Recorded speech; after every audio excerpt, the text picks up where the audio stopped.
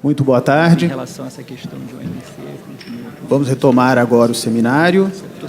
O nosso painel especial, que tratará, no contexto que já foi discutido na parte da manhã, do que poderíamos chamar da nova OMC, o novo sistema multilateral de comércio e a inserção do Brasil nesse contexto. Painel muito especial, contamos com a presença do excelentíssimo diretor-geral da Organização Mundial de Comércio, Roberto Azevedo, do ilustre senhor diretor do Departamento de Organismos Econômicos Multilaterais da Secretaria de Política Externa, Comercial e Econômica do Ministério das Relações Exteriores, doutor André Odebrecht Carvalho, e a mesa para debate será composta também por Márcio Bueno, presidente do IBRAC, Gabriel Petros, diretor executivo do ICC Brasil. Gostaria apenas de fazer uma nota, antes de imediatamente passar a palavra já para o diretor-geral Roberto Azevedo, que é uma grande honra para o IBRAC ter o senhor conosco pela quarta vez, ao longo destes últimos 10, 15 anos que o senhor tem participado aqui dos nossos seminários. Muito obrigado. Eu que agradeço, muito obrigado, Francisco, e bom dia a todos, integrantes da mesa também. É realmente uma enorme satisfação, eu ia até comentar, dizer que estive aqui várias vezes, com outros chapéus, não lembrava exatamente quantas vezes, mas fico contente de saber que esta é a quarta, né? E é sempre muito bom estar aqui. Aproveito para congratular o IBRAC pelo empenho constante, né, firme, inequívoco, de promover sempre um debate qualificado, multidisciplinar, sobre comércio internacional, e as implicações para a economia brasileira, especialmente nesse momento atual que nós estamos vivendo. Essa discussão é muito importante.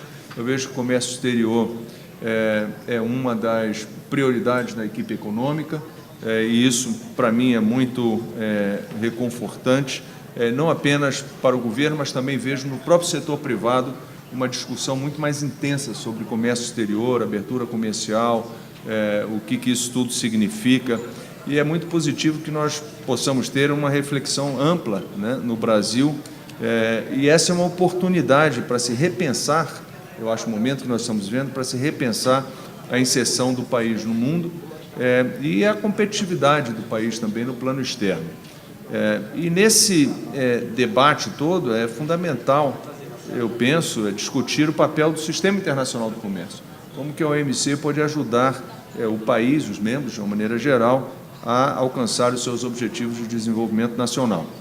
A OMC, não preciso dizer isso para vocês, aliás, muito do que eu vou falar pode parecer óbvio, mas eu não sei o que é óbvio para quem, então eu vou ser um pouco superficial nas coisas que eu vou falar e permitir que talvez a nossa interação na parte de perguntas e respostas permita o aprofundamento da discussão nos temas que forem de interesse de vocês. Mas uma organização é a única, né, no fundo, que lida com regras comerciais em nível global, né? Ela certamente oferece para o Brasil a plataforma, né, uma plataforma para pensar em política comercial. Historicamente, o Brasil tem tido uma participação muito ativa na OMC, e faz todo sentido, né, que seja assim, não só pela qualidade dos quadros e pela capacidade de participar, mas também pela diversificação geográfica, né, da pauta exportadora brasileira, a forma como o país vem utilizando os mecanismos que estão disponíveis na OMC, inclusive o de solução de controvérsias. E o sistema está, francamente, precisando, mais do que nunca, desse tipo de engajamento. Está em curso agora um debate muito amplo sobre como melhorar o funcionamento da OMC, para que ela responda ainda melhor e de forma mais rápida aos desafios do mundo moderno. Aliás, essa discussão também é de fundamental importância, não apenas para a OMC, mas para a governança internacional de uma maneira geral, de uma maneira mais ampla. O multilateralismo, pelo menos a meu ver, precisa ser recalibrado para manter a sua eficácia e sua relevância. Em linhas gerais, esse debate, né, que se fala da reforma da OMC, envolve toda a comunidade econômica internacional e está diretamente ligado às tensões comerciais e também sociais e econômicas que nós estamos vendo no tabuleiro mundial. E essas tensões, evidentemente, se refletem no sistema multilateral de comércio. Alguns consideram que os atritos comerciais que nós estamos vendo hoje existem, em parte, pelo menos, porque as regras da OMC não conseguem lidar totalmente com os desafios atuais. Haveria, na visão, pelo menos, dessas pessoas, desses grupos, muitas lacunas, áreas cinzentas nas regras multilaterais, hoje existentes, pelo menos, e, naturalmente, segundo essa lógica, então, nós precisamos reformar o sistema, precisamos preencher essas lacunas, essas áreas cinzentas. E nós estamos vendo hoje um engajamento muito forte nesse debate, inclusive por parte do Brasil, que segue muito ativo, muito eficiente nas discussões em Genebra.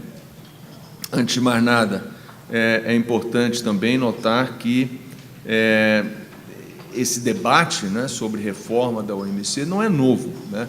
Mudou um pouco o nome, mas a necessidade de se atualizar o sistema, ela é real e não vem de agora.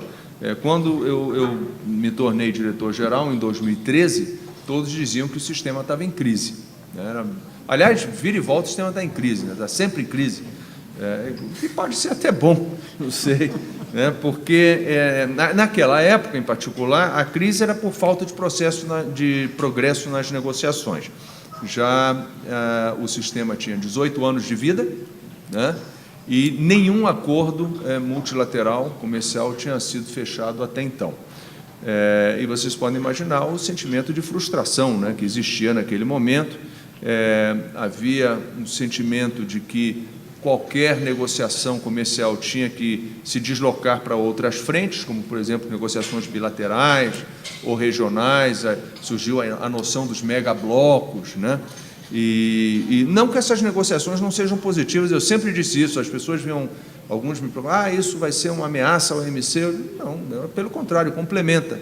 Se esses acordos vingarem, vicejarem, isso inspira maior colaboração internacional, maior liberalização, ajuda, na verdade, no OMC. É uma pena que a maioria deles não avançou, lamentavelmente, mas sempre foi nossa visão de que eles complementam o sistema multilateral. E aí, já naquele momento, eu tinha decidido que minha missão, como diretor-geral, era de trabalhar com os membros para mudar essa situação, né, para ajudar a OMC a entregar resultados e se atualizar. E conseguimos, eu acho que muitas coisas. Por exemplo, nós conseguimos o Acordo de Facilitação de Comércio, a abolição de subsídios à exportação agrícolas, que era outra batalha que se lutava há décadas e não se conseguia terminar, e finalmente nós conseguimos, com uma ajuda muito importante do Brasil. O Brasil foi muito atuante naquela discussão em Nairobi, onde ela aconteceu. Depois nós tivemos também a expansão do Acordo de Tecnologia da Informação, que é um acordo de cobertura comercial gigantesca, cobre mais de $1 trilhão, maior do que todo o setor automotivo, em termos de comércio, 200 linhas tarifárias de produtos de tecnologia da informação de última geração. É um plurilateral, portanto, o Brasil não é parte deste acordo em particular, e juntos esses acordos e outras coisas que nós conseguimos também representam as maiores reformas do sistema internacional de comércio em uma geração. E também aprendemos coisas, né? Quer dizer, ao conseguir esses resultados, algumas lições ficaram. Nós começamos a pensar, por que agora deu certo? Porque nós estávamos 18 anos tentando. É claro que muito esforço foi dado à rodada de Doha e ela absorveu muito das energias, não foi concluída, mas muitas lições nós aprendemos naquele processo de conseguir resultados. E eu resumiria, pelo menos com 2 palavras, essas lições: criatividade e flexibilidade. A OMC tem um sistema com 164 membros, diferentes tamanhos, diferentes níveis de desenvolvimento, diferentes prioridades políticas e econômicas, e a única maneira de se conseguir resultados num ambiente desse é sendo flexível, não há outra solução. E o sistema permite, né, vários tipos de flexibilidade. Uma flexibilidade é flexibilidade no conteúdo, é o caso do Acordo de Facilitação de Comércio. O Acordo de Facilitação de Comércio tem todos os membros dentro, né? Então, ali não houve flexibilidade, quer dizer, geograficamente ele é rígido, são todos os membros, mas, por exemplo, os países de desenvolvimento, cada um decidia com que velocidade ele ia implementar os compromissos que ele estava assumindo e até se ele precisava de assistência técnica, um por um. Quer dizer, não existe flexibilidade maior do que essa. Outro tipo de flexibilidade que o sistema permite é na geografia, né? É na composição do acordo. Então, não todos os membros, uma parte dos membros apenas. E é o caso do Acordo de Tecnologia da Informação, que eu acabei de falar, que foi fechado com base na nação mais favorecida, na cláusula de nação mais favorecida. Significa que as tarifas que eram zeradas, ou que serão zeradas, na maior parte, pelos signatários, se aplicam não apenas aos signatários, mas a todos os membros da OMC. Então, é que a gente chama MFN, né, tipo de acordo. E há outros acordos plurilaterais, como o caso de compras governamentais, que os benefícios se aplicam só aos signatários. O que eu posso dizer é que, provavelmente, há outras formas de se introduzir flexibilidade nas conversações. O que nós vimos precisamos ser flexíveis. Como? Eu acho que cada negociação determinará a forma de flexibilidade que é necessária. E o que eu vejo é que os membros, lá em Genebra, estão explorando esses caminhos mais inovadores. Portanto, coisas que ainda não aconteceram, nunca foram feitas, estão começando a ser gestadas. Tudo isso ocorre ao mesmo tempo em que nós temos a quarta revolução industrial, ou revolução digital, o que quer que você diga, desde que seja revolução, porque, na realidade, é uma revolução que está acontecendo, em um ritmo incrível, né? Os membros estão vendo a economia evoluindo, as formas de fazer negócio evoluindo, e eles querem que o sistema responda. Então, há hoje uma maior disposição para explorar de maneira criativa e flexível maneiras de avançar. Cresce uma percepção hoje em Genebra de que não se pode impor compromissos a quem não está pronto para assumir esses compromissos, né? Mas o outro lado da moeda é que também não se pode impedir avanços para aqueles que estão dispostos, que desejem aprofundar seus compromissos com outros países que também queiram fazer a mesma coisa. E eu acho que os esforços nesse sentido não significam abandonar questões de longa data, a maior parte delas, inclusive, é central para determinados países. Então, por exemplo, a questão agrícola segue sobre a mesa, não resta a menor dúvida, mas a lista de temas em discussão vai aumentando, né? Então, na Conferência Ministerial de Buenos Aires, que foi em dezembro de 2017, alguns grupos de membros com composição diferente, mas, em geral, com mais de 70 membros em cada uma das iniciativas, cobrindo 3/4 do comércio mundial ou mais, né, anunciaram outras iniciativas. Então, anunciaram iniciativas, por exemplo, a começar conversas sobre comércio eletrônico, pequenas e médias empresas, facilitação de investimentos e a relação entre comércio e empoderamento da mulher. E o Brasil faz parte de todas essas iniciativas e faz todo sentido que esteja realmente presente em todas elas, até pela dimensão do país e a importância desses temas na economia e na vida do país. Tem outros temas também, o que eu não mencionei, que ainda estão, eu diria, na antessala, mas que aparentemente estão vindo, né? Estão, como a gente chama, no pipeline, né? E uma boa parte desses temas está presente nas discussões bilaterais entre Estados Unidos e China, né? E estão sendo discutidos, ainda não chegaram formalmente à OMC, mas a impressão que eu tenho é que chegará eventualmente. O tempo vai dizer como que esse trabalho todo vai evoluir, a realidade é que ele está progredindo. Agora mesmo em Davos, 76 membros da OMC anunciaram a intenção de lançar as negociações sobre comércio eletrônico, que é de importância fundamental para todas as economias. Eu diria até que essas iniciativas todas são uma espécie da própria reforma em andamento, né? Eles demonstram a vontade dos países, dos membros, de responder a essas mudanças da economia global, e eles mostram que há disposição para trabalhar, como eu disse, já de maneira flexível e criativa. Todos esses esforços são parte da reforma da OMC, né?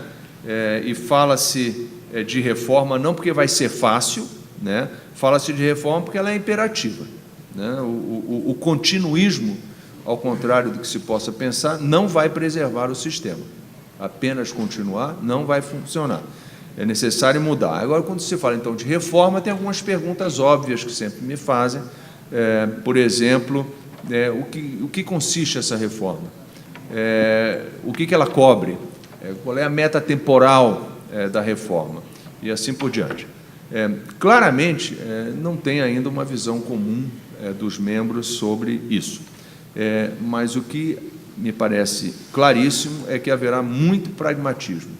Então, não vai se perder tempo discutindo o que poderia compor um pacote de reforma. Não haverá essa discussão. Ou prazos, né, para desfechos. Os avanços vão acontecer onde for possível, né?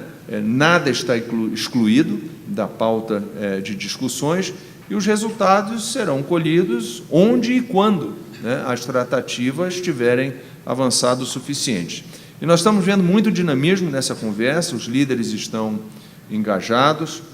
Em dezembro último, em Buenos Aires, os líderes do G20 sublinharam o papel essencial da OMC na criação de empregos e no desenvolvimento econômico, e pediram, né, melhoras, reformas, para que a organização possa cumprir esse papel com maior eficiência, o seu papel com maior eficiência e agilidade. E esse também foi o destaque em Davos, eu estive lá, enfim, a delegação presidencial do Brasil também esteve lá, e foi um tema que a reforma da OMC esteve no centro da maior parte das conversas em que eu participei, eu diria todas, mas que eu participei, mas seguramente nas outras também, que eu acompanhei muito de perto. Sempre que eu viajo muito mundo afora, converso com outros governos, reforma da OMC sempre é um tema central na discussão, e sem falar que, além das negociações e das conversações dos temas que eu já mencionei, também há propostas sistêmicas, por exemplo, para melhorar o funcionamento dos órgãos regulares da OMC, várias propostas nesse sentido.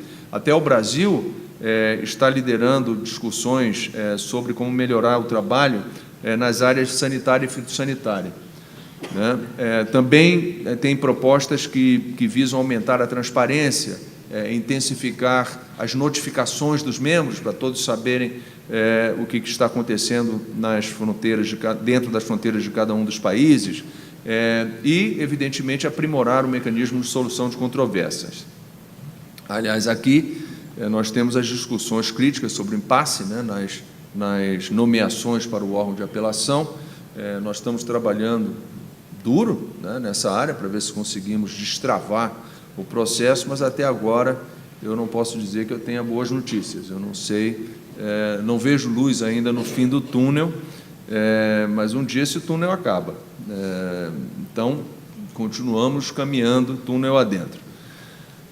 Por fim, eu acho que existe hoje uma gama de desafios muito complexos, né, no sistema comercial internacional, mas todas essas condições também oferecem oportunidades de ação, né? Eu acho que todos ficam, né, em situações assim de tensão, de crise, todos ficam mais dispostos a sair de suas zonas de conforto, e é com isso que nós estamos contando. Então, existe, sim, a possibilidade concreta de se aperfeiçoar e modernizar o sistema, tanto nos aspectos sistêmicos, quanto no desenvolvimento de novas regras, novas disciplinas, que tornem o comércio mais previsível, mais estável.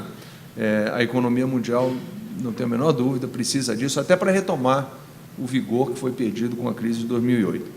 O Brasil, como um ator importante na OMC, está no centro dessas discussões, fazendo propostas, ajudando, liderando.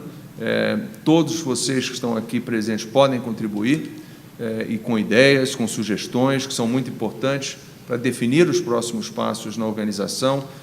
Eu tenho certeza, vejo isso com muita clareza, que o diálogo entre o setor privado e os governos é a mola propulsora mais importante para a dinâmica de Genebra. Então, essa conversa de hoje eu vejo como particularmente oportuna, eu fico mesmo muito satisfeito que vocês estejam promovendo essa reflexão aqui no Brasil, participando de tudo isso. Eu agradeço uma vez mais o convite e agradeço as perguntas por antecipação, porque depois não sei se vou ter tempo de agradecer, mas fica já aqui à minha disposição de engajar com vocês de uma maneira mais interativa. Muito obrigado, diretor.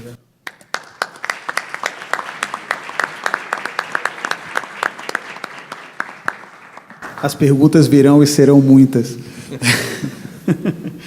Passo desde logo a palavra ao diretor André Odebrecht.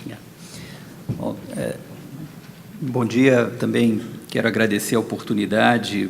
Para o Itamaraty sempre é importante aproveitar essas chances de contato com o setor privado, com a academia, trocar ideias, sobretudo quanto a um tema tão relevante, não é? O título da mesa redonda usa aí o adjetivo novo, nova, 3 vezes, então não deixa dúvidas quanto ao tipo de enfoque e essa noção de necessidade de uma nova OMC, ou pelo menos uma OMC que incorpora novas regras, reflete a percepção de um desafio amplo, sistêmico, demandando uma espécie de atualização. Olhando para esse quadro, ele reflete algumas transformações que estão em curso há algum tempo, mas também podemos identificar alguns fatores históricos mais específicos no tempo, aí por volta de 2008 e anos seguintes. A crise econômica global, cujos efeitos sobre a produção e o emprego afetaram a disposição de abertura comercial dos países. E o segundo, o efeito desse impasse das negociações em torno do mandato de Doha, que apontou as dificuldades de um modelo negociador do tipo grande rodada, grandes pacotes temáticos abrangentes. E é possível identificar que a organização, nesse contexto, realizou um movimento em direção a resultados mais específicos, afastando-se daquele princípio do single undertaking, a ideia de que cada resultado específico depende de um conjunto amplo de resultados. E esse movimento logrou alguns êxitos fundamentais, não é? Como foi mencionado, né, o acordo de facilitação de comércio, a decisão ministerial sobre subsídios à exportação em agricultura, são exemplos claros que, em seu momento, foram fundamentais ao demonstrar a capacidade da organização de ter resultados negociadores importantes em temas considerados fundamentais. Em Buenos Aires, nós já não temos um acordo multilateral desse tipo, mas nós temos a adoção por grupos expressivos de países de declarações ministeriais sobre diferentes temas, apontando caminhos negociadores importantes. Um breve parêntese aí, essa questão das vantagens e desvantagens de você não estar operando dentro de uma lógica de pacote. Por um lado, isso permite avançar em temas mais maduros, que não ficam condicionados ao tratamento de temas mais difíceis, mais polêmicos, mas, por outro lado, implica você abrir mão de certa facilidade de troca de concessões entre acordos distintos, né? E o equilíbrio passa, então, a ser algo que você precisa lograr dentro de cada acordo. Desenhado esse quadro, eu acho que hoje a organização, e eu já vou antecipar uma parte do momento em que eu falarei da posição brasileira, o apoio do Brasil à Organização Mundial de Comércio é absolutamente sólido para a gente, é uma organização cujo trabalho é imprescindível. Essa organização, frente a esse quadro hoje, enfrenta, digamos, o efeito de uma dupla comparação. Uma comparação entre passado e presente, não é? Olhar o que ela logra hoje em dia e apontar para esses resultados específicos em comparação com os resultados mais diversificados e impactantes do passado, da época das rodadas. E um segundo elemento, que é a comparação entre as realidades econômicas e a normatização. E aí, digamos, o que surge é o contraste entre a rapidez expressiva dos avanços econômicos, gerando novos produtos e novos processos, e o ritmo de desenvolvimento das regras que são necessárias para dar conta desses novos produtos e processos. E isso cria comentários e opiniões sobre a capacidade ou não da organização de fazer frente às demandas da economia real. Olhando para o pano de fundo, digamos, qual é a transformação que cria esse quadro? O sistema tornou-se mais complexo. Não é? A nova realidade da OMC se deve ao fato dela se deparar com um sistema mais complexo, por um lado, devido à participação de maior número de atores. A ascensão da China aí é um fator fundamental, mas a realidade a que eu me refiro ela é mais ampla. Não é? Nos 30 anos entre 87 e 2017, a participação dos países em desenvolvimento no comércio global dobrou, chegando a 44%, e mais do que dobrou sua participação no PIB global, chegando a 39%. E se, por um lado, nós temos maior número de atores, olhando para os temas, o tabuleiro também ficou mais variado. Não é? Questões novas, como as disciplinas a serem aplicadas às operações comerciais realizadas pela internet, se somam a questões pendentes, questões mais tradicionais, como a agricultura, gerando debate sobre como e o que priorizar. Não é? É importante notar que esse não é um debate novo. Não é? Por ocasião da rodada Uruguai também surgia o tema da convivência entre agendas tradicionais e agendas novas. Na época, a propriedade intelectual, por exemplo, era uma agenda nova. O que eu quero destacar é que, ao longo desse período, camadas de novidade foram se somando. E o efeito disso digamos, maior profundidade na disparidade entre as situações dos países no tocante à sua experiência nacional lidando com esses temas. E isso eu acho que tem efeitos sobre o processo negociador. Então, diante desse quadro, a questão que se coloca, a ideia da reforma da OMC. E eu gosto de destacar que a ênfase com que se fala na necessidade da reforma da OMC, evidentemente tem como fundamento a crença de que a organização é importante. Por isso ela precisa ser reformada, porque, no fundo, as pessoas entendem que a dinâmica comercial é de valor e ela precisa desse sistema de regras. Não é? Quais são, digamos, os temas que costumam ser destacados na caracterização da reforma? Primeiro, o processo de lidar com o sistema de solução de controvérsias, marcadamente no tocante ao funcionamento do órgão de apelação. O sistema de solução de controvérsias montado pela rodada Uruguai, né, com a etapa revisora e os resultados vinculantes, representa uma base fundamental do comércio global. O Brasil é um dos principais usuários desse sistema e prioriza a sua manutenção e seu aperfeiçoamento. Temos vários exemplos que poderíamos citar de produtos e interesses em que, para o Brasil, a atuação do sistema foi fundamental. Hoje, de modo mais imediato, o sistema enfrenta o resultado de algumas críticas apresentadas pelos Estados Unidos, como vocês sabem, que não são críticas novas, mas ganharam força nos últimos anos, sobretudo no tocante ao órgão de apelação, no que é percebido como dificuldades no tocante ao cumprimento de regras, por exemplo, regras associadas a prazos para apresentação de relatórios, e ao percebido ativismo judicial, a ideia de que existem situações em que ocorrem excessos interpretativos. Desde 2017, essas críticas geram uma situação de bloqueio à seleção de novos membros do órgão de apelação. Atualmente existem, como foi mencionado numa das mesas hoje, não é? 4 vagas em aberto de um total de 7, e mantido o quadro atual, o órgão de apelação não estaria em posição de poder considerar casos a partir de dezembro, não é? Isso é uma questão absolutamente prioritária. O segundo elemento desse desenho de reforma, esse trabalho de melhorar o funcionamento dos órgãos regulares, é um trabalho absolutamente abrangente. Estamos falando do conjunto dos comitês dedicados a um conjunto muito diversificado de temas, barreiras técnicas, temas sanitários e fitossanitários, agricultura, acesso a mercado, etc. E isso muito associado, como foi mencionado, ao tema da transparência. Melhorar o conhecimento do que os países estão implementando domesticamente e melhorar as condições para uma discussão sobre a natureza dessas medidas, seu impacto e a sua compatibilidade ou não com as regras multilaterais. O terceiro elemento, redinamizar a função negociadora.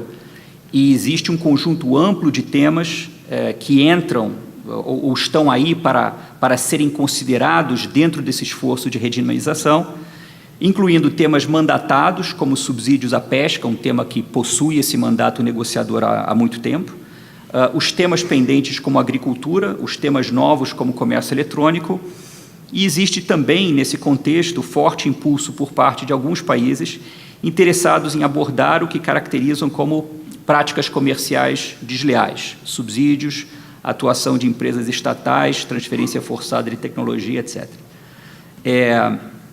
O modo como se negocia é um tema da discussão, ganha espaço essa opção de negociação em formatos menos que multilaterais. Isso é um tema controverso, isso sempre gera discussões. A ideia de sair do formato multilateral sempre levanta preocupações quanto à representatividade, abertura, plena participação dos países.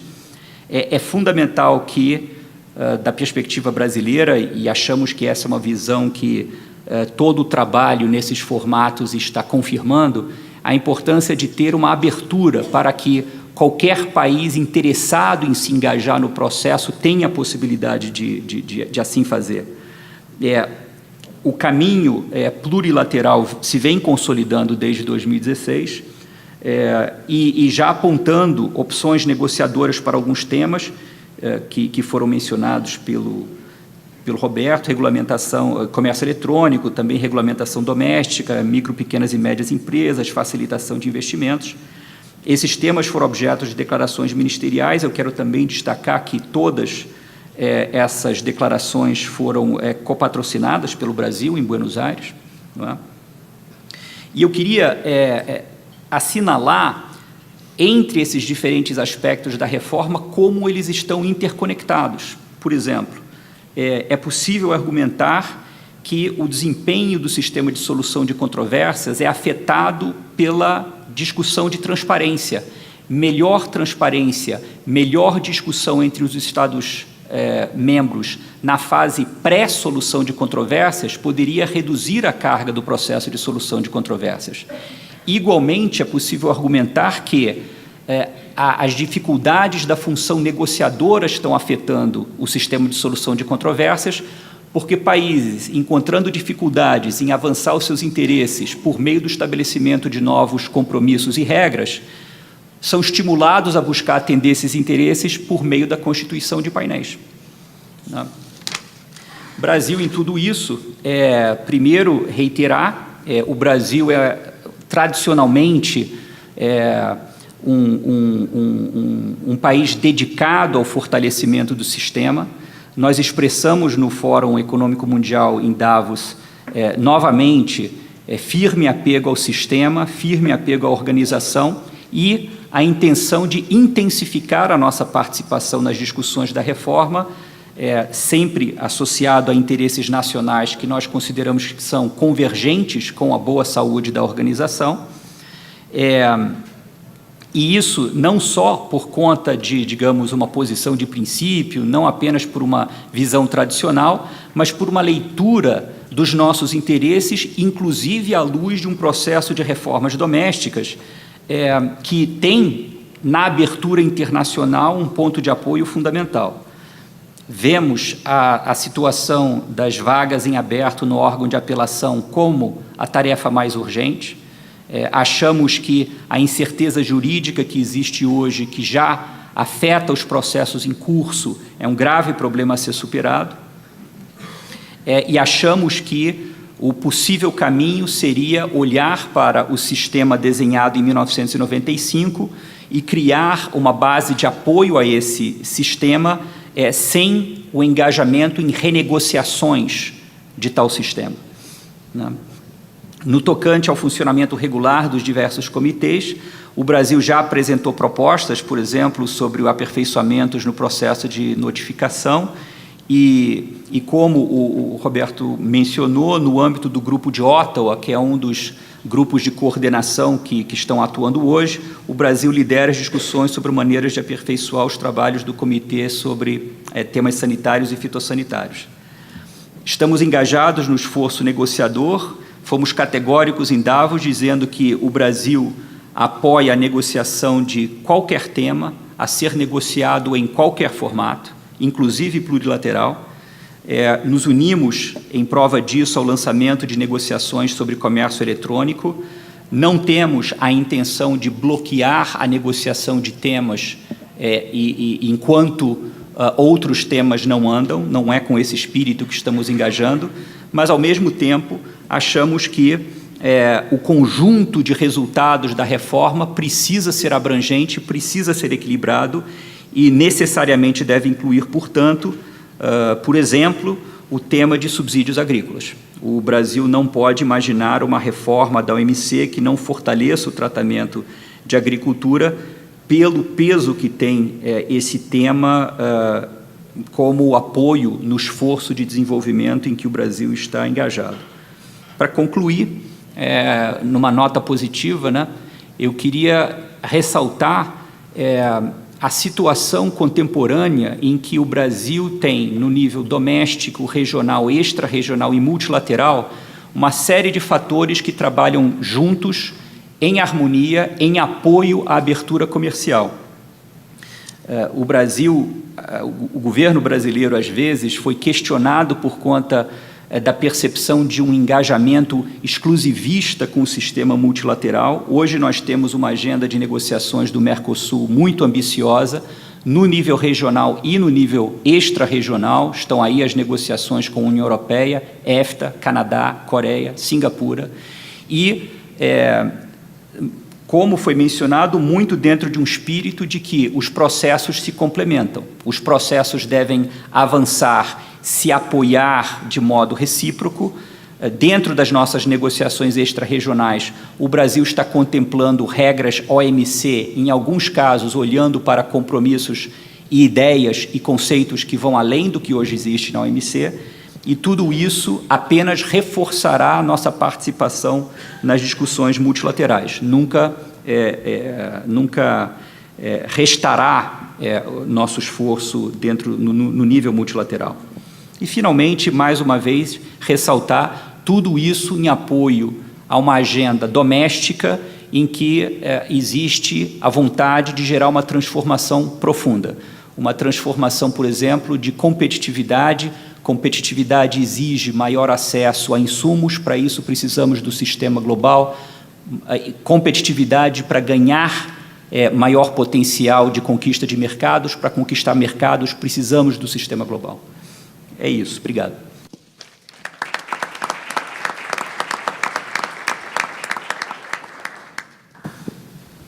Obrigado, diretor André Odebrecht. Eu abro a mesa para perguntas, lembrando também que os próprios convidados podem se fazer perguntas.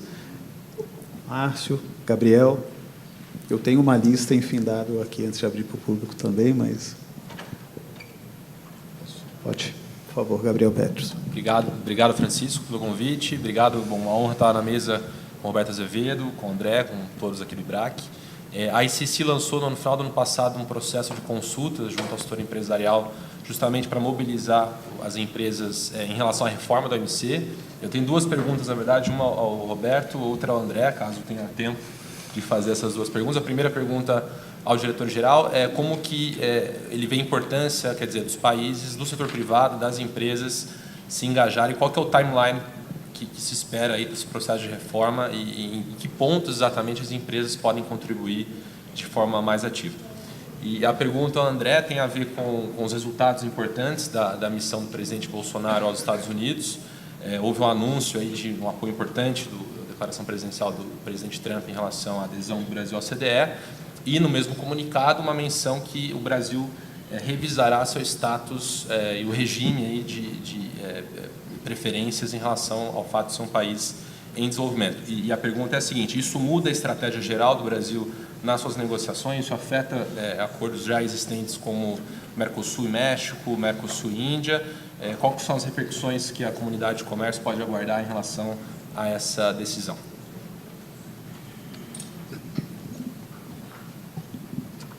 Bom, então vou pegar a parte que me toca.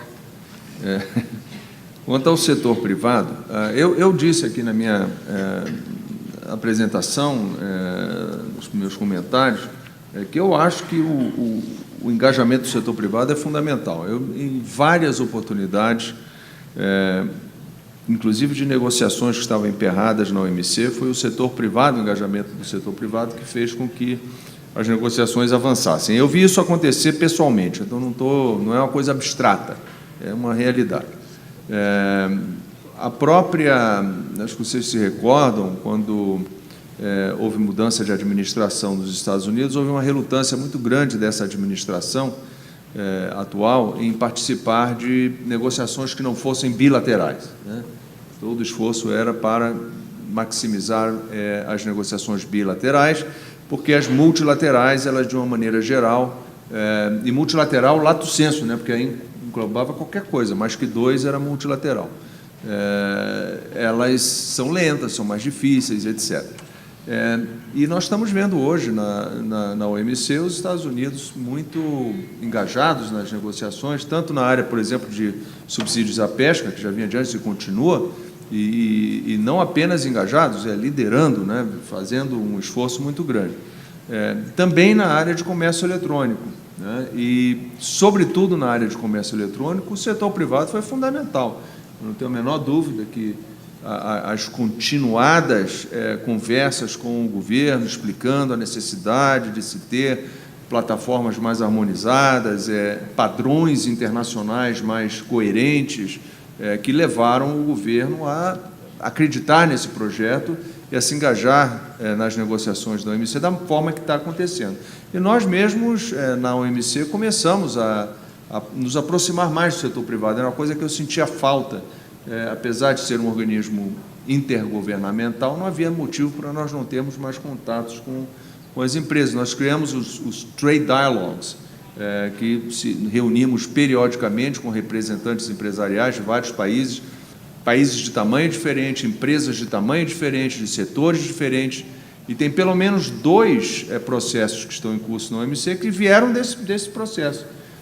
Um deles é comércio eletrônico, que o setor privado insistiu muito, eles fizeram recomendações que nós tínhamos que começar a conversar sobre isso, e o outro foi sobre facilitação de investimentos, que também veio muito deles. Eles propuseram outras coisas também que não vingaram, né? É verdade, propuseram setorial na área de siderúrgicos, algumas coisas não vingaram, mas essas vingaram. Então, eu acho que o setor privado pode e deve ser ativo, participar ou diretamente conosco, na via do comércio, do contato direto conosco, como nos Trade Dialogues, ou via governo, né?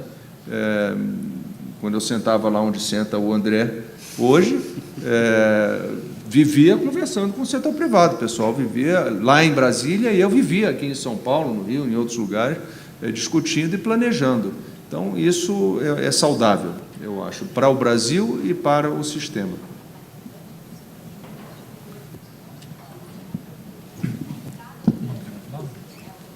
Eu acho que eu tenho.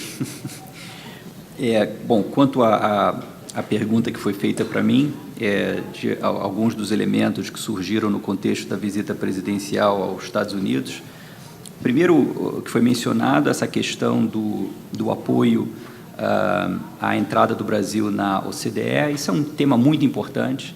Eu acho que, de um modo geral, alguns registros que surgem sobre esse tema tendem a associar a entrada na OCDE apenas à ideia, por exemplo, de um selo de aprovação. Eu acho que vai muito além disso, não é? Nós estamos falando de uma organização que implementa uma discussão sobre boas práticas, sobre melhora normativa, numa variedade de temas. E o que existe é a percepção de que, para o Brasil estar nessa organização, traz benefícios claros para o país em termos de aperfeiçoamento de tais processos, do mesmo modo como a participação do Brasil na OCDE é bom para a OCDE, porque também amplia um pouco a perspectiva de uma organização que estabeleceu a direção de uma validade global, de uma consideração de temas com relevância global. E, num contexto como esse, você ter a participação direta do Brasil, trazendo a perspectiva brasileira, é positivo para a organização também. No tocante à referência a tratamento especial e diferenciado, existe aí a indicação de um processo pelo qual o Brasil redefiniria o modo como ele utiliza espaços disponíveis acordados por tratamento especial e diferenciado.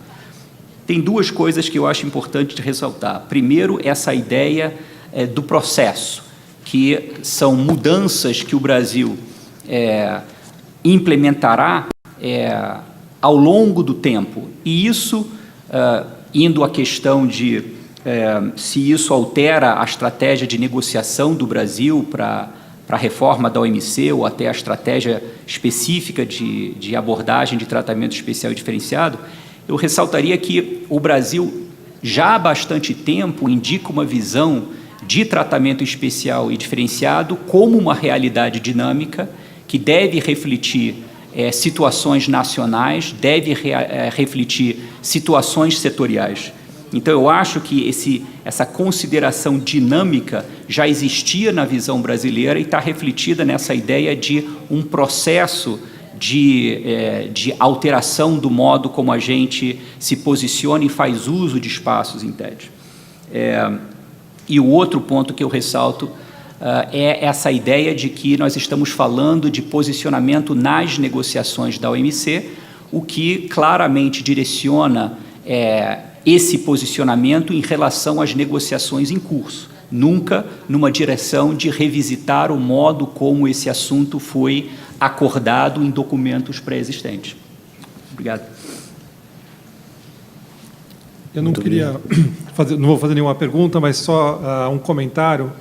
Em primeiro lugar, reforçando o que o Francisco já fez, que é agradecer muito a disposição do diretor-geral e do ministro de dialogar conosco, justamente porque o IBRAC acredita profundamente nesse diálogo entre o governo, entre o setor público e o setor privado, e é por isso que nós organizamos eventos como esse, mas não só. A nossa atuação vai muito além disso. Há inúmeros estudos e pesquisas, contribuições que o IBRAC apresenta para os diversos órgãos do governo proativamente ou reativamente em resposta a consultas públicas promovidas pelo governo, e faz isso não apenas também no âmbito nacional, mas no âmbito internacional, participando de organismos internacionais.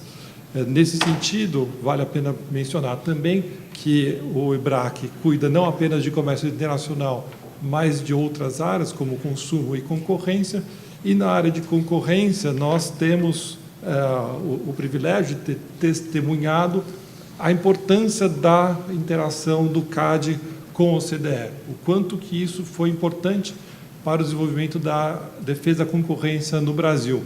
O CAD já passou por 3 rodadas de avaliação de peers no âmbito da OCDE e agora, finalmente, foi aceito como membro permanente e, na segunda-feira mesmo, haverá uma cerimônia lá no CAD justamente para comemorar isso. O IBRAC participou desse movimento e isso é reconhecido pelo próprio CAD, como o IBRAC conseguiu contribuir ao longo de todo esse processo, diretamente dialogando intensamente com o CAD, mas também com a própria OCDE.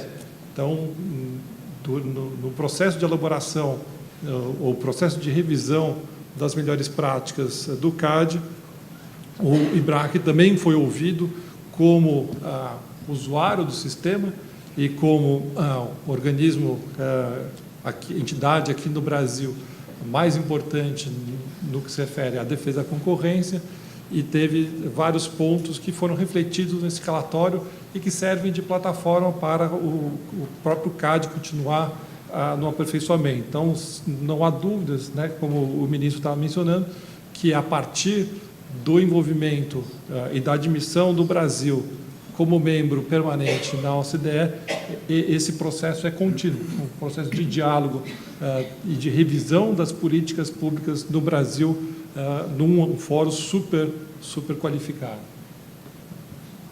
Muito obrigado, Márcio. Eu teria 3 perguntinhas rápidas para o diretor-geral, depois alguma para o doutor André já abriria. O senhor já tocou em alguns desses pontos, mas talvez seja uma oportunidade para aprofundar. A primeira seria qual o impacto das atuais e notórias tensões comerciais entre Estados Unidos e China sobre o debate da reforma da OMC, né? Uma segunda pergunta, outro tema que o senhor tocou, mas eu gostaria de insistir um pouco, é o que acontecerá se não houver uma saída até dezembro para o impasse no órgão de apelação? Teríamos algum tipo de plano B? Né? O que vai acontecer efetivamente? E um terceiro ponto, que é muito importante, e o senhor mencionou, e eu gostaria que talvez o senhor pudesse aprofundar um pouco, é a questão do comércio e o empoderamento da mulher, né? Nós temos o Women's Side Trade extremamente ativo aqui no Brasil, isso é objeto de discussões, inclusive nos nossos seminários, constantemente. Se o senhor pudesse comentar rapidamente, né, quais avanços já tivemos até agora e quais as medidas e os caminhos que ainda estão por vir. Bom, quanto ao primeiro, eu diria que as tensões têm um impacto decisivo na reforma, até porque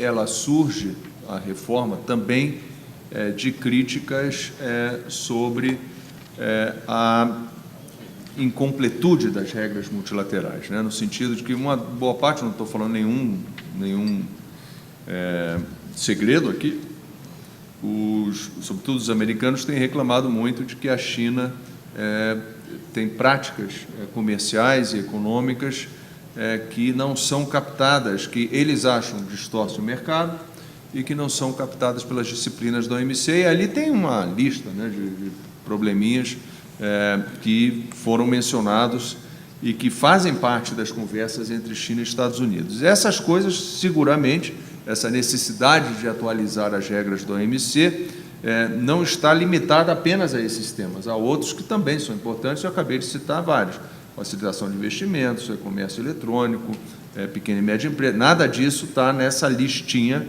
que eu disse na minha apresentação, que está, vamos dizer assim, na antessala, né? Esses outros não, esses outros temas já estão sendo discutidos no OMC, as reuniões estão acontecendo, já tem presidentes dos grupos, já tem facilitadores, papéis sendo circulados, etc. Esses já estão bem mais avançados. Mas, sem dúvida, essa outra lista de temas eventualmente aparecerá. Meu entendimento é que eles estão passando por um filtro inicial, que é o processo trilateral entre Estados Unidos, União Europeia e Japão. Eles estão discutindo esses temas e vendo se há um entendimento entre eles sobre como apresentar esse tema no OMC e como fazer com que esses temas avancem. Mas ainda não chegaram no OMC, ainda estão sendo discutidos lá, esse filtro ainda não desagou, vamos dizer assim, os temas na OMC. Então, há, sim, sem dúvida, uma certa um impacto, né, das tensões entre China e Estados Unidos na reforma da OMC, mas eu diria que é um subconjunto, né, não é a totalidade da reforma. A reforma abrange várias outras coisas, várias outras preocupações. Essa é uma parte, é um componente da reforma. Com relação ao órgão de apelação, até tem lá um grupo de países que fala exatamente disso, de um plano B, né? Quer dizer, se até dezembro nós não conseguirmos recompor o órgão de apelação de maneira que ele consiga continuar operacional, alguns países estão pensando em mecanismos que permitam que a fase de apelação seja substituída por um outro mecanismo que seria voluntário, né? Mas pode ser um voluntário mandatório. Como é que é isso? É voluntário na medida em que há um pré-acordo dos signatários daquele entendimento de que, se um invocar aquele, o outro tem que participar. Então, é mandatório, mas você voluntariamente se submete a esse mecanismo. Se isso vai vingar ou não, não sabemos. Eu acho que as conversas estão em andamento. Eu acho que, para os países que usam o mecanismo com mais assiduidade, dentre eles o Brasil, talvez isso seja uma coisa importante. Para aqueles que não usam muito e quase não fazem parte das disputas, né, quase não tomam parte nas disputas, talvez não seja uma coisa tão relevante, mas para os que usam, talvez seja uma solução razoável. Há sempre a questão: os americanos iriam ou não participar? Talvez não, e aí não se aplicaria nas disputas com os americanos. Mas essa é uma ideia, com certeza haverá outras, à medida que nós nos aproximemos de dezembro. Algumas outras ideias aparecerão. Agora, repito, é um plano B, né? Tem o A. O A é resolver o problema, retomando as atividades de nomeação e preenchendo os cargos do órgão de apelação, e este é o plano A, é o que nós estamos nos concentrando nesse momento. Com relação ao comércio e empoderamento das mulheres, estão caminhando. Participei já de alguns eventos. Eu diria que está um pouco menos estruturado do que as outras conversações, por exemplo, sobre facilitação de investimentos e comércio eletrônico. Acho que estão mais avançadas. E um primeiro obstáculo que eu acho que já foi detectado nas conversas sobre comércio e empoderamento das mulheres é uma questão de dados. Quer dizer, não há muitos dados, não há estatísticas sobre isso. Há constatações quase empíricas, algumas muito específicas. Por exemplo, percebe-se que na pequena e média empresa a posição da mulher em posições de liderança é mais presente do que nas grandes empresas. Isso é uma realidade. Sabemos também que na área de comércio eletrônico, uma boa parte de startups e de empresas pequenas também tem uma participação da mulher desproporcional comparado com as grandes empresas. Então, algumas coisas nós temos a intuição de que o caminho é facilitar a inclusividade, ajudar a pequena e média empresa, porque por ali a mulher entra com mais vigor, vamos dizer assim, nas atividades comerciais. Mas já há uma preocupação em criar dados, bancos de dados, pesquisas que ajudem essa discussão, porque senão fica uma discussão impressionista, né? Assim, na intuição, e não é bom isso. Acho que estamos caminhando, mas ainda tem muito chão para ser coberto.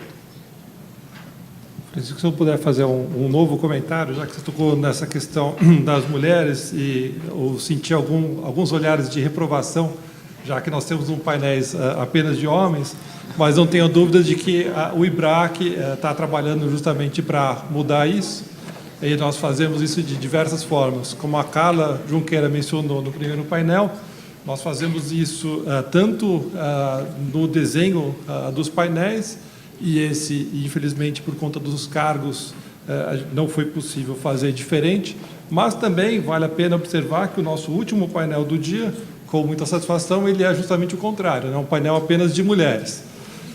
E outra forma que nós atuamos é apoiando movimentos. Então, tanto o Women Inside Trade, como também o Women in Competition, que tem a Amanda como nossas idealizadoras, nós apoiamos as diversas iniciativas. Inclusive, um dos pontos foi justamente que elas estão trabalhando, e nós estamos apoiando, de mapear, né, de conseguir dados para saber quão grave é o problema e onde está o problema, enfim, tentar ajudar na solução. Obrigado, Márcio. Eu acho que também, só um breve comentário, eu acredito que as mulheres aqui presentes saibam que eu sou um grande apoiador dessa causa, por todos os nossos eventos anteriores também. Peço desculpas pelo painel excepcionalmente apenas masculino, mas entendo que não deve ser tirado de contexto. Diretor André, acho que eu teria uma pergunta, e abriria já as perguntas para o público. O Brasil, naturalmente, agora passa por uma agenda para negociações em bloco, negociações talvez até bilaterais, e mantendo, naturalmente, como o senhor já registrou, a utilização do sistema multilateral, né? Então, acho que não tem dúvidas de que nós não vamos nos afastar do sistema multilateral, simplesmente vamos continuar explorando com mais vigor caminhos que antes haviam sido, talvez, utilizados com menos vigor. A minha pergunta um pouco especialmente no final do ano passado, no começo desse ano, nós vimos também, estamos vivendo um momento de uma vontade grande de uma abertura que, por vezes, até poderia ser unilateral. E nós sabemos, naturalmente, que fazemos parte, né, do Mercosul, e o Brasil não pode tomar ações unilaterais de forma livre.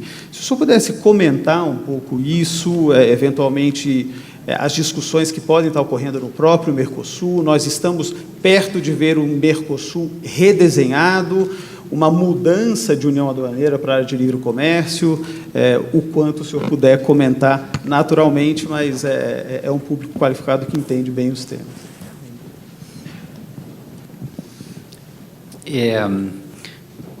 Bom, eu agradeço particularmente a parte final do enquanto puder, porque aí eu entro no tema de um departamento que não é meu. E, às vezes, eu tenho a sensação de que não há tema que não seja tema meu. O Roberto talvez saiba como é o DEC, mas as negociações do Mercosul não são. Então, digamos, como isso se reflete na discussão do Mercosul, eu não abordaria. Eu acho que as oportunidades para decisões unilaterais dentro do marco do Mercosul, dentro do contexto multilateral, essas diferentes opções, elas precisam ser comparadas, levando em conta, primeiro, esses fatores jurídicos decorrentes de obrigações internacionais, de formatos de negociação acordados, de processos para a tomada de decisão com ou sem os sócios que foram acordados. Isso eu diria que é o primeiro filtro para essa decisão, e o segundo é avaliar qual é a vantagem ou desvantagem que você tem em cada caso. E o que eu me refiro aí por exemplo, a discussão sobre quais são os melhores caminhos para você implementar um esforço modernizador. Às vezes, a negociação de um acordo, seja num formato bilateral, regional, seja a negociação multilateral, existe a consideração de, bom, isso, além de outras vantagens, traz a vantagem de gerar um elemento de modernização da economia brasileira, uma modernização gerada por uma decisão de abertura. E eu acho que esse é um argumento perfeitamente relevante, mas é um fator importante, no contexto da negociação de um acordo, ver o quanto você está tendo de oferecer para obter aquela decisão específica que gera, pelo caminho da abertura, um impacto modernizante. E se não existem algumas condições em que, digamos, mais vale a pena você tentar gerar o efeito modernizante por uma decisão unilateral, sobretudo se trata de um tema em que legalmente você tem o espaço para tomar aquela decisão, do que você esperar fazer isso por intermédio do acordo. Porque, às vezes, para conseguir aquele resultado no acordo, você está tendo que pagar, entre aspas, outros preços, quando você tem à disposição a possibilidade de tomar unilateralmente a decisão e gerar aquele impacto que você estima como favorável. Não há como pré-julgar o que é melhor em cada caso. Cada contexto negociador vai dizer se ali o equilíbrio está favorável, bem equilibrado, mas eu acho que nós não devemos descartar a possibilidade de que, em alguns contextos, às vezes é mais fácil você fazer por um movimento unilateral do que no contexto de uma discussão mais ampla.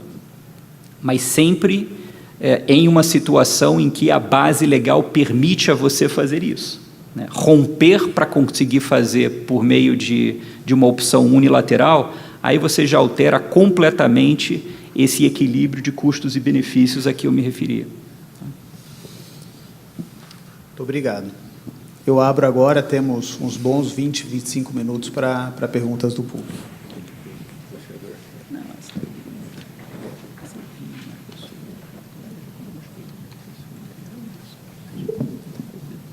Professora Vera, se a senhora puder começar com as perguntas, que são sempre tão bem-vindas.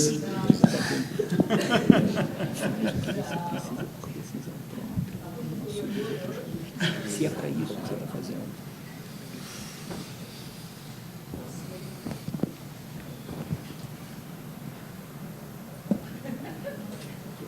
Isso eu nunca vi. As perguntas mais polêmicas talvez já tenham sido feitas, né? Foram antecipadas. Mas tem as não polêmicas também. Então.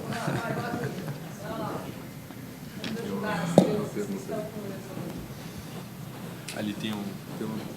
Ali.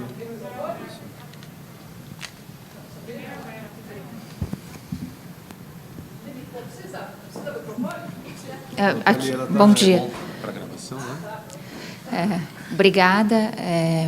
Muito interessante os painéis. Eu sou Cíntia Batilani, da Nike do Brasil, e, se for possível, eu gostaria de entender um pouco mais sobre a questão do comércio eletrônico e entender um pouco mais quais são os fundamentos, quais eram as demandas para que essa questão começasse a ser discutida no âmbito da OMC.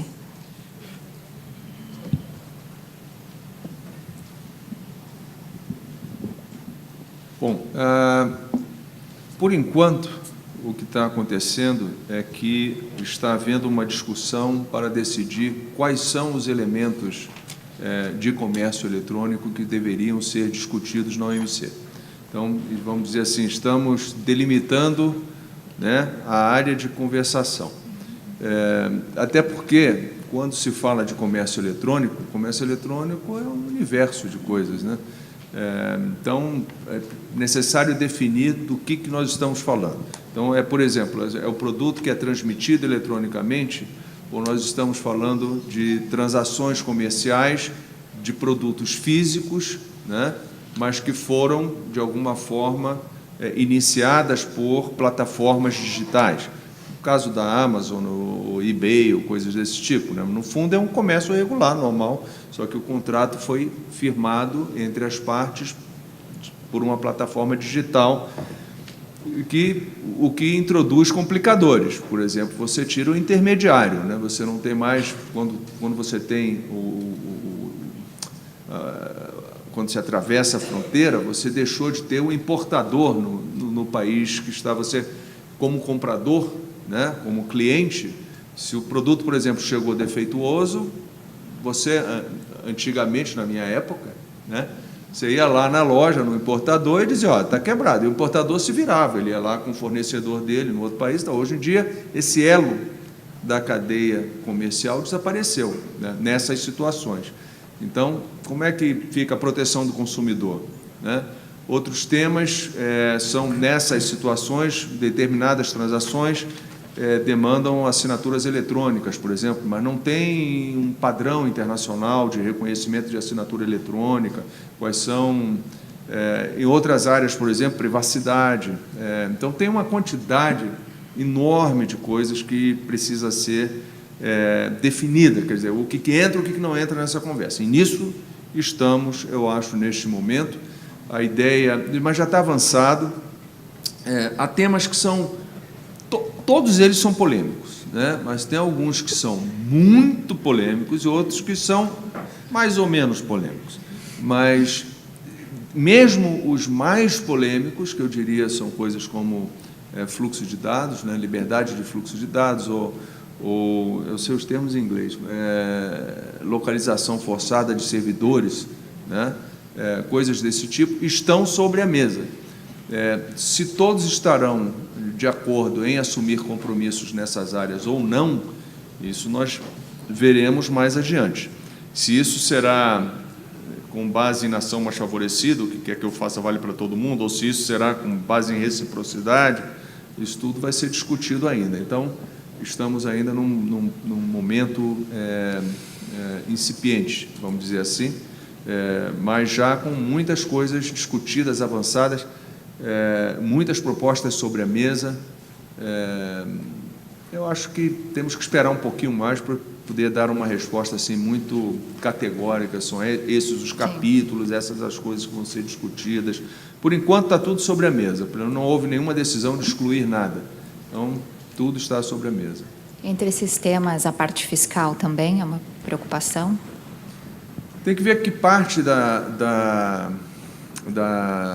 discussão sobre temas fiscais está sob a competência da OMC, né? Nem tudo estará sob a nossa responsabilidade. Há uma discussão agora interessante sobre o moratório, né? A moratória, né, de transmissões eletrônicas, que não é exatamente dentro da discussão sobre o comércio eletrônico, mas quando foi? Em 98, sei lá, uma coisa assim, foi assim. Eu negociei esse negócio, mas já esqueci. Houve um acordo de que não se imporia direitos aduaneiros, portanto, tarifas de importação, às transmissões eletrônicas. Hoje há uma discussão se isso inclui o conteúdo ou não, né? Eu posso até ter minha opinião, que é muito forte, porque eu negociei, eu sei o que eu achava que eu estava negociando.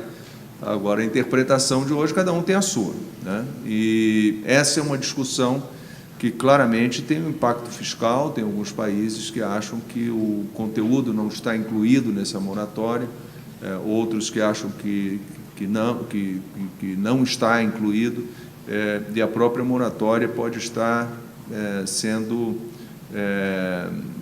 caducando, né? Caso não haja renovação dela no fim do ano.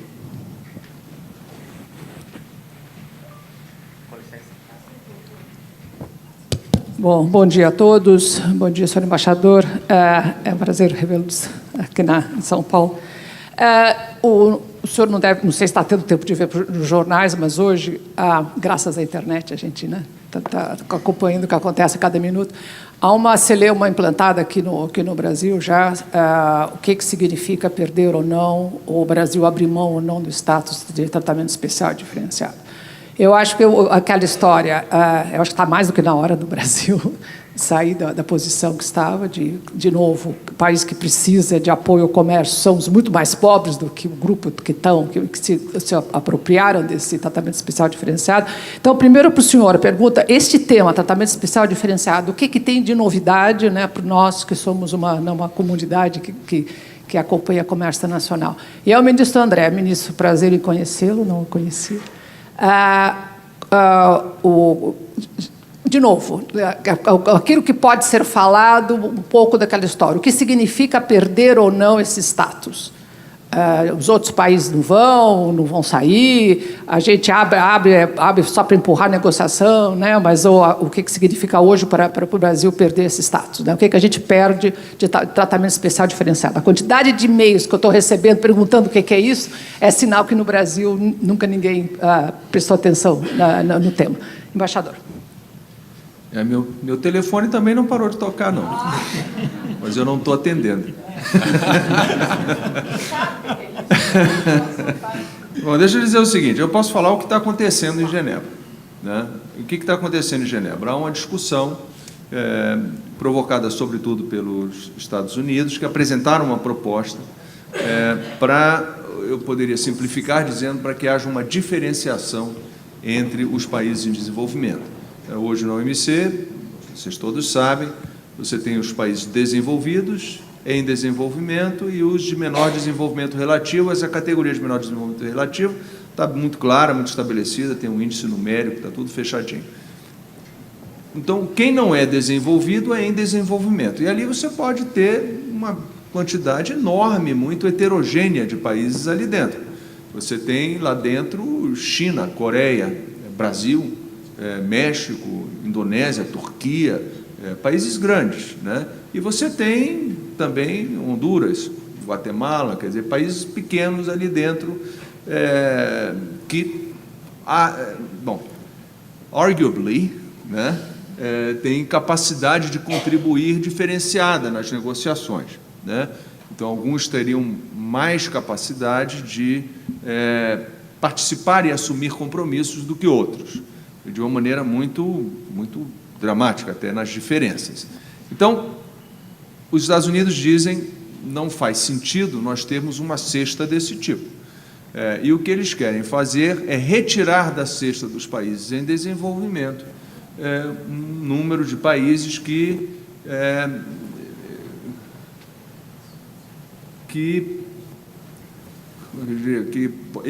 eles... Rapaz, estou esquecendo de falar português. São países que preenchem determinados critérios. Então, por exemplo, você é membro da OCDE, você não pode ser mais caracterizado como um país em desenvolvimento. Você é membro do G20, você não pode mais ser considerado país em desenvolvimento. Você participação no comércio internacional maior do que 0,5%. Você não pode ser considerado país em desenvolvimento. Você é classificado pelo Banco Mundial como um país de alta renda. Você não pode mais ser classificado como país em desenvolvimento. Esses critérios, eu não sei se tem outros, não me lembro desse, dá mais ou menos uns 30 e poucos países que preenchem esses critérios, que deixariam de fazer jus ao status de país em desenvolvimento e, portanto, das flexibilidades que são conferidas a países em desenvolvimento. O André fez uma distinção muito interessante, que é compatível com a proposta americana lá em Genebra, isso vale daqui para frente, né? Pelo que eu entendo, são nas negociações dos acordos futuros, isto se aplicaria. Então, por exemplo, no caso dos compromissos agrícolas, por exemplo, o Brasil tem de minimis de 10%, né? Os países desenvolvidos têm de minimis de 5% da produção para conceder subsídios. Isso não seria afetado. Pelo que eu entendo da proposta americana, seria apenas para as negociações futuras. Esses países não estariam se beneficiando ou pedindo tratamento especial e diferenciado, como normalmente eles teriam. Então, é isso, o que está acontecendo em Genebra. As implicações, que tipo de espaço se perde, é uma avaliação que dá para ser feita, eu tenho certeza que o governo brasileiro fez, né? Não tenho a menor dúvida disso. Agora é uma resposta que é muito melhor respondida pelo André do que por mim. Diretor André. Então,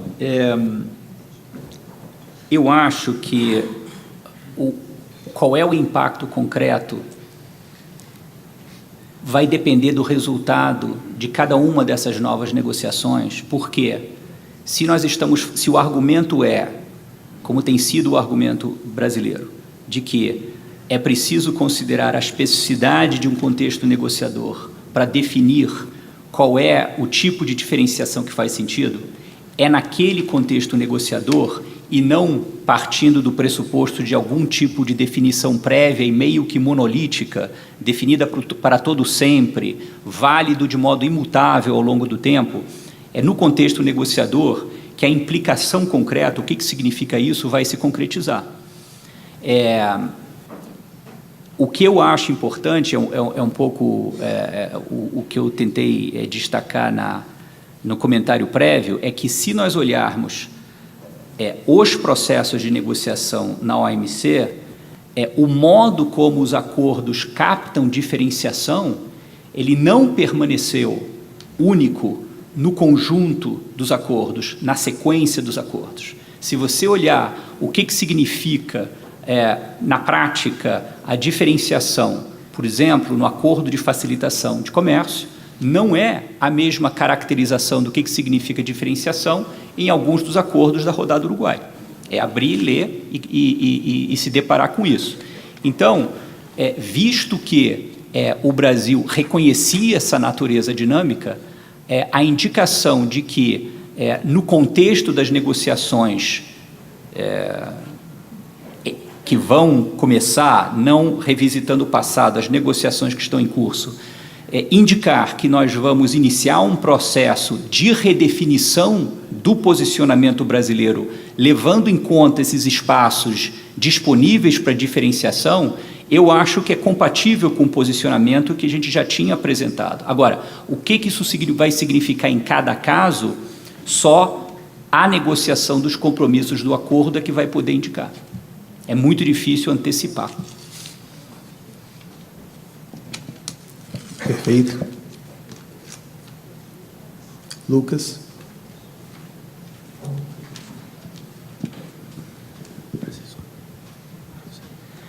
Obrigado pelo excelente painel. Eu tenho uma pergunta com relação a potenciais ameaças e oportunidades com o Brasil frente ao potencial acordo que está para se concretizar entre Estados Unidos e China.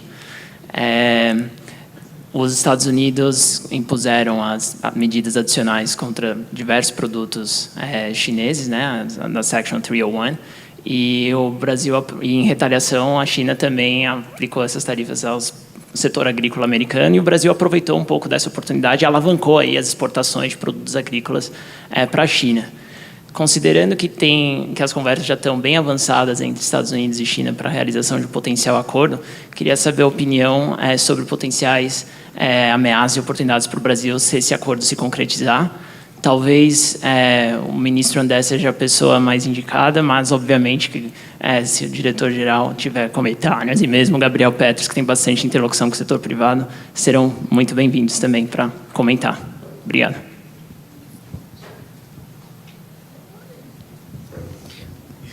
Olha, em relação a esse, quando eu estava no Rio Branco, a indicação foi a seguinte: diante de uma situação especulativa, nem se o tema não for sensível.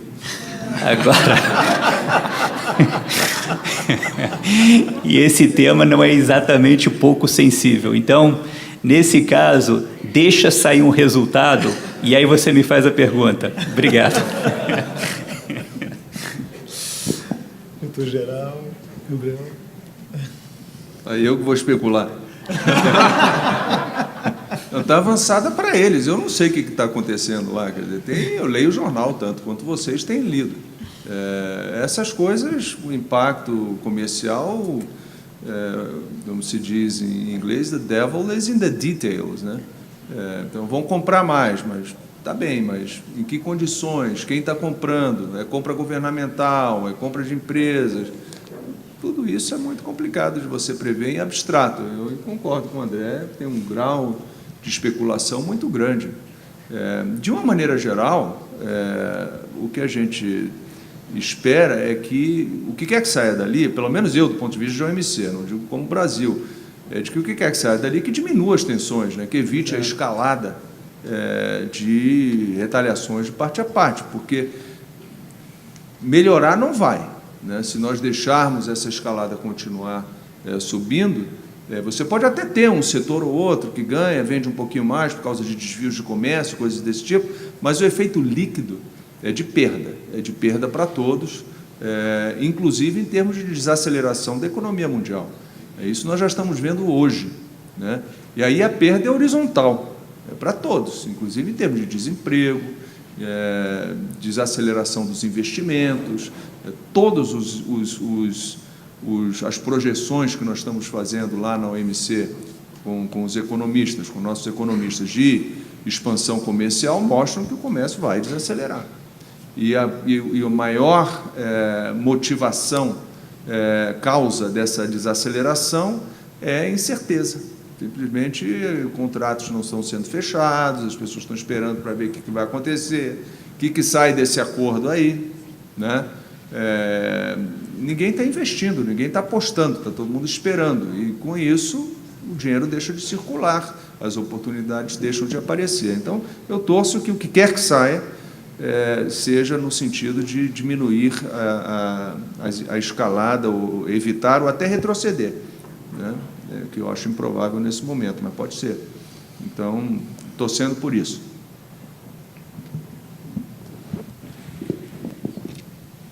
Gustavo, Marta e Rodrigo. E já estamos, e daí a gente já está.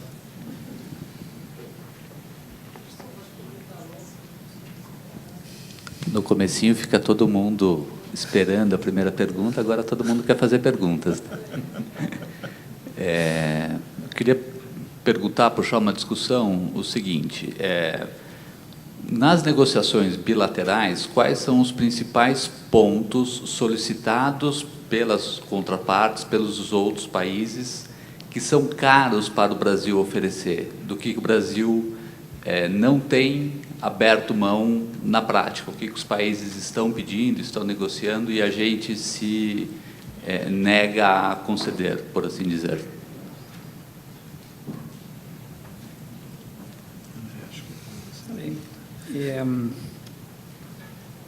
Olha, essa questão de preocupações defensivas, coisas que são mais difíceis em um exercício, existem algumas questões que, sabidamente, são particularmente difíceis. Existem certas propostas no contexto de uma negociação que vai além de TRIPS em propriedade intelectual, que gera alguma sensibilidade para o Brasil, por exemplo, não é? Agora, em outros âmbitos negociadores, dependendo de com quem você está negociando, você pode se deparar com um potencial particularmente notável de competitividade em algum setor econômico específico que torna aquele produto, no contexto daquela negociação, particularmente sensível. Então, de novo, o desenho de quais são, digamos, as principais dificuldades, as preocupações defensivas mais marcantes, é difícil você falar isso em geral, para o conjunto das negociações bilaterais. Você sempre vai fazer essa identificação dependendo do país com quem você está negociando. Tá? Marta. Oi, bom dia aí a todos. Muito bom estar ouvindo aí sobre a OMC. Voltando ao tema de país em desenvolvimento, do Brasil, né, na verdade, pelo que eu entendo, seria passar a se declarar como país desenvolvido, em função da conversa com os Estados Unidos. O que vocês colocaram é que não, isso valeria para negociações ou temas em discussão. Mas, concretamente, a gente tem dois timings aí. Hoje não existe essa possibilidade. Quer dizer, hoje o Brasil se declarar, né, não mais, ou negar, né, o status de país em desenvolvimento, significa, não existe hoje a possibilidade, pelas regras do OMC, de hoje ele ter, não, isso vale para isso ou para aquilo, ou é em desenvolvimento ou não. É isso? Ou a proposta do Brasil nas conversas é para que, em futuras negociações, caso se mude a regra para país em desenvolvimento, aí o Brasil vai se autodeclarar como não país em desenvolvimento. Como é que se juntam esses times do que existe hoje de regra na OMC com a conversa nos Estados Unidos? Aí para os dois, aí para esclarecer a minha confusão. Quem começa? Deixa eu falar que eu vou falar menos. Então, aí eu passo para você. Mas só para dar um exemplo, se é isso, o André sabe melhor, muito melhor do que eu, do que é que se está falando. Mas eu diria que é difícil, porque depende muito da estrutura do acordo, de como que o acordo vai ser desenhado, essas coisas. Se estamos falando efetivamente de uma coisa olhando para frente. Eu dou o exemplo do acordo de facilitação de comércio. No acordo de facilitação de comércio, cada país em desenvolvimento definia qual era o grau de compromisso que ele ia ter, com que velocidade ele ia implementar os compromissos, se ele ia ou não pedir assistência técnica e pedir de patatá, né? Os países desenvolvidos, todos eles estavam na categoria A. Todos os compromissos entravam na categoria A, que é a categoria de implementação imediata. Tá? Naquela negociação, foi acordado, houve um acordo de cavalheiros, que Brasil, China e Índia assumiriam todos os compromissos como A. Né? Então, a rigor, no acordo de facilitação de comércio, o Brasil já entrou como um país desenvolvido, como entrou a China, como entrou a Índia. Então, eu não sei que formato terá os acordos futuros, mas um acordo desse tipo, por exemplo, as partes podem dizer, esses 8 países aqui têm que entrar como desenvolvidos, porque eles são competitivos, etc., etc., não há necessidade de dar tratamento especial e diferenciado para eles. Aí vai depender da estrutura do acordo, eu não sei, aí voltamos à história da especulação, eu não sei dizer o que isso significa. Agora, os detalhes eu deixo para o André, que estará feliz da vida em dar todos eles para você. Obrigado. Não, mas o exemplo é bom, porque olhando o que está registrado na declaração, fala-se nisso, em um movimento pelo qual espaços disponíveis, né, não seriam objeto de... não seriam aproveitados pelo Brasil. E esse exemplo de você, no âmbito da negociação, ter definido um prazo, mas você não faz uso desse prazo e, na prática, o timing da entrada em vigor da tua obrigação é a mesma, né? É uma situação em que, sem entrar na questão da sua caracterização ou não como país em desenvolvimento, a diferenciação que poderia gerar a você uma facilidade específica, não se fez uso dela, né? Então, por um lado, isso é indicativo do tipo de posicionamento que, eu entendo, o Brasil registrou na declaração. E 2, é indicativo de que não há como antecipar conceitualmente, antes da negociação, como que isso vai se refletir no processo, só vendo as obrigações que forem definidas. Rodrigo, uma última pergunta. Bom dia. Minha pergunta para o diretor-geral, Roberto Azevedo, e voltando à questão da proposta americana de flexibilização do tratamento especial e diferenciado, de que forma, então, não focando nas negociações atuais e nas futuras, mas sim nas que já estão acordadas, de uma forma bem específica, haverá alguma modificação no acesso ao mercado dos países desenvolvidos, por exemplo, via Sistema Geral de Preferências? De alguma forma isso será impactado ou isso vai depender de uma decisão específica de cada país desenvolvido? Eu acho que nós entraríamos no teor do entendimento entre Brasil e Estados Unidos. Eu sei o que vocês sabem, eu li no jornal a declaração conjunta, e não mais do que aquilo. Então, a abrangência desse entendimento e desse compromisso está nas mãos do governo brasileiro e do governo americano. Eu não sei dizer. Eu estou apenas, vamos dizer assim, imaginando, supondo que seja algo parecido com o que os americanos propuseram em Genebra, que não entra em nenhuma dessas particularidades. Então, não saberia dizer.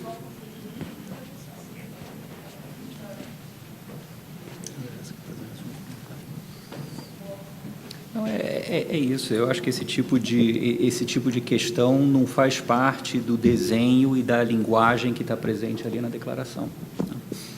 André, só uma dúvida bem rápida. Naturalmente, foram delineados, né, e assumidos ontem por Brasil, nesses dias pelo Brasil e pelos Estados Unidos, uma série de compromissos. Esses compromissos agora eles vão começar a ser colocados em prática de uma forma mais concreta. Naturalmente, eu não sei se temos uma ideia, mas algo que já recebemos muitas perguntas no sentido da velocidade da concretização desses compromissos, né? No tocante, ao menos, aos compromissos que tratam mais diretamente do nosso tema de hoje, né, de comércio internacional, teria alguma ideia da velocidade de implementação ou de avanço?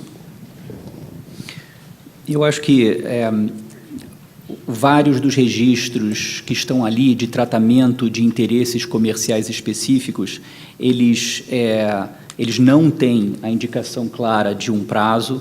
Eu acho que no tempo em que foram discutidos os temas em preparação à visita, teria sido muito difícil conseguir, além de acordar uma agenda de temas, além de acordar um tratamento para os temas, também conseguir apresentar prazos para a conclusão.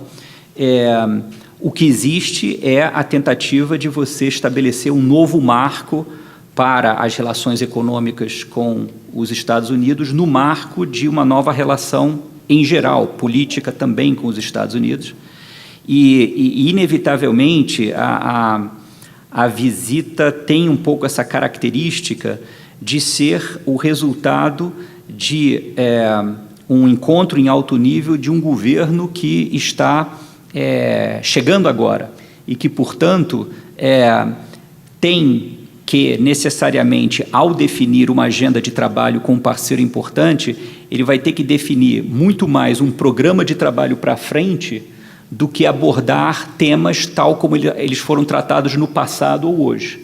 Olhando a declaração, eu acho que tem essa natureza e, por um lado, se não define prazos, por outro lado, eu acho que, inclusive, pela ideia de redinamização do comitê bilateral, o comitê da ATEC, abre a perspectiva de outros elementos virem para essa agenda.